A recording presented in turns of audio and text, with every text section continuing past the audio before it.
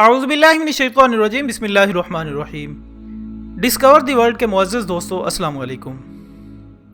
ناظرین اکرام، اللہ عز و جل کی بنائی ہوئی اس کائنات میں اس کے تخلیق کے بے شمار مظاہر ایسے ہیں جو کائنات کے حسن کو چار چاند لگا دیتے ہیں، اور کروڑوں اقسام کی تخلیقات پر مشتمل اپنے نظام کو اس قدر خوبصورت طریقے سے چلانا بھی صرف اس واحد ہستی اللہ عز و جل کا ہی کام ہے، جس کی حکمت عملی سے کائنات کا حسن برقرار ہے۔ لیکن موجودہ دور میں اس دنیا کے چند باسی اس خوبصورت نظام کائنات کو خود کار قرار دے کر لوگوں کا یقین اس واحد ہستی سے ہٹا کر اپنی طرف مائل کرنے میں لگے ہوئے ہیں۔ اس سے جہاں ایک طرف دنیا لادینیت کی راہوں پر گامزن ہے، وہاں اللہ کے ماننے والوں کو شک و شبہات میں مبتلا کر کے سائنسی نظریات و تصورات کو مذہب پر فوقیت دینے کی کوششیں بھی اپنے عروج پر ہیں۔ لیکن یہ بات بھی تاریخ میں ایک مثال کے طور پر جانی جاتی ہے کہ جب کبھی بھی انسان نے اللہ عز و جل کے ساتھ کسی کو شریک ٹھہرا کر اس کے مد مقابل آنے کی کوشش کی ہے، تب اللہ عز و جل نے اپنی حکمت عملی سے کن فیکون کے ایسے مناظر اور ایسے انسلجھے سوالات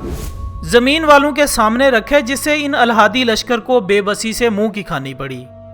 اور پھر لوگوں نے دیکھا کہ لاکھوں کی تعداد میں لادینیت کے شکار سائنسدانوں نے اسلام کے دائرے میں داخل ہونے میں ہی اپنی عافیت سمجھی۔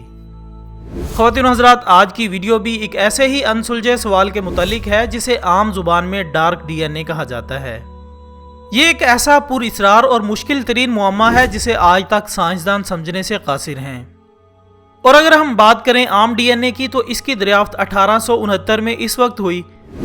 جب فرائیڈرچ نامی سائنسدان نے خون کے سفید خلیات میں سے ایک ایسا مادہ دریافت کیا جس میں اس کی تحقیق کے مطابق نائٹروجن کی کثیر مقدار پائی گئی، لیکن اس کو یہ معلوم نہیں تھا کہ یہ مادہ جو اس نے الگ کیا ہے یہی ڈی این اے کہلائے گا۔ اس کے بعد مختلف جانداروں پر ڈی این اے کی معلومات کے لیے وقتاً فوقتاً تحقیقات کا سلسلہ جاری ہوا، لیکن پھر صحرا میں پائے جانے والے خاص ریتلے چوہوں پر تحقیق کے دوران یہ دریافت کیا گیا کہ ان چوہوں میں ایک پراسرار طریقے سے انسولین بن رہی تھی، جس کی مدد سے وہ اپنے جسم میں شوگر کی مقدار کو مکمل طریقے سے کنٹرول بھی کر رہے تھے۔ مگر جو حیرت کی بات تھی وہ یہ تھی کہ ان کے جین کے مکمل مجموعے میں وہ حصہ سرے سے موجود ہی نہیں تھا جو انسولین بنانے میں مدد دیتا ہے۔ اس کے بعد جب سائنسدانوں نے تجسس کی اینک لگاتے ہوئے تحقیق کا دائرہ انسولین اور متعلقہ جین سے آگے بڑھایا تو یہ انکشاف ہوا کہ چوہوں کے خون میں دیگر 87 قسم کی ایسی پروٹینز بھی گردش کر رہی تھیں جنہیں بنانے کے احکامات صادر کرنے والے متعلقہ جینز ان میں موجود ہی نہیں تھے۔ ناظرین گرامی، پھر یہاں یہ سوال پیدا ہوا کہ جب ان چوہوں میں متعلقہ جین ہی موجود نہیں تو ان میں پروٹین کیسے بن رہی ہیں؟ لہٰذا اس دلچسپ اور پراسرار معمے پر مزید جاننے کی جستجو لیے جب اس پر مکمل تحقیقات کی گئیں تو پتہ چلا کہ ریتلے چوہوں کے اندر پائے جانے والے نظام میں کچھ ایسے کیمیائی مرکبات پائے جاتے ہیں جو ان غیر موجود جین کی کمی پوری کر کے ان میں پروٹین بنانے کا کام سر انجام دے رہے ہیں، جبکہ ان پراسرار جینز کا معاملہ صرف ان چوہوں پر ہی نہیں رکا بلکہ بعد میں پرندوں پر تحقیق سے ایسے 274 گمشدہ جینز کا بھی انکشاف ہوا۔ لیکن ان تمام ریسرچز کے باوجود بھی سوال وہیں کا وہیں تھا کہ آخر یہ سب بغیر جینز کے کیسے ممکن ہو سکتا ہے۔ تو اس پر سائنسدانوں نے بے بسی کا مظاہرہ کرتے ہوئے بس اتنا ہی کہا کہ اگرچہ ان چوہوں میں وہ جینز تو ضرور موجود ہیں، لیکن ابھی تک ہم انہیں دریافت کرنے سے قاصر ہیں۔ اور پھر اسی بات کو بنیاد بناتے ہوئے ایڈم ہارگریو اور ان کے ساتھیوں نے ان نامعلوم جینز کو ڈارک ڈی این اے یعنی تاریک ڈی این اے کا نام دے دیا، اور مزید یہ کہا کہ کیونکہ جس طرح ہمیں کائنات میں تاریک مادے کے ثقلی اثرات دکھائی دے رہے ہیں جن کے باعث ہمیں اس کے موجود ہونے کا یقین ہے، لیکن ہم اس کا براہ راست کوئی مشاہدہ نہیں کر سکتے، بالکل اسی طرح ہمیں جانوروں میں پروٹینز تو مل رہی ہیں لیکن انہیں تیار کرنے کی ہدایت رکھنے والے جینز ہمارے مشاہدے سے باہر ہیں۔ خواتین حضرات، بلا شبہ یہ اللہ کی طاقت کا ایک اور منظر تھا جس سے انکار کر کے مزید اس کی ایسی وضاحت دی گئی جس سے مذہبی ذہنوں میں یہ بات نہ آئے کہ یہ اللہ تعالیٰ کی طاقت کا ہی مظہر ہے۔